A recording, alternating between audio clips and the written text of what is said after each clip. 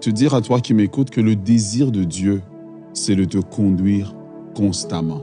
Pas de te conduire de temps en temps, mais de te conduire constamment. Une des façons dont nous devenons un chrétien qui porte de fruits, un chrétien qui va loin, c'est quand Dieu nous conduit constamment. La deuxième des choses, Dieu n'aimerait pas conduire simplement un domaine de notre vie. Dieu aimerait conduire tous les domaines de notre vie.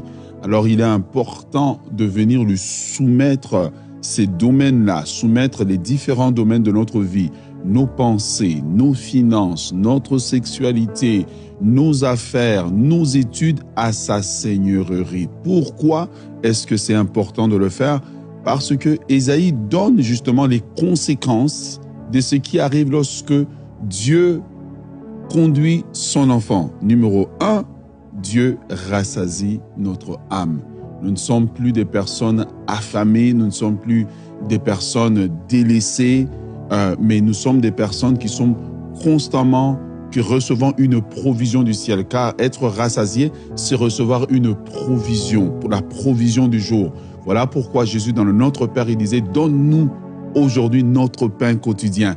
La seule manière dont Dieu peut vraiment le faire, c'est quand on lui laisse le contrôle. Et quelqu'un a besoin de laisser à Dieu le contrôle, même si tu ne vois pas le chemin, cède à Dieu le contrôle. Il connaît la fin d'une chose avant son commencement et il est celui qui appelle à l'existence les choses qui n'existent pas. Numéro 2, ce qui va arriver, il dit, il te redonnera la vigueur. Une des raisons pour lesquelles nous sommes tout le temps fatigués, c'est que nous sommes en train d'avancer avec nos propres forces, avec nos propres efforts. Or, il est écrit dans les livres d'Ésaïe que ceux qui se confient en l'Éternel renouvellent leurs forces. Ils marchent et ne se fatiguent point. Ils courent et ne se lassent point et ils prennent leur vol comme l'aigle. Lorsque c'est Dieu qui conduit, c'est moins d'efforts de notre part. Nous vivons une vie de précision. Ensuite, la troisième conséquence, il dit, tu seras comme un jardin arrosé. Ça veut dire quoi? Ça veut dire que tu seras frais tout le temps.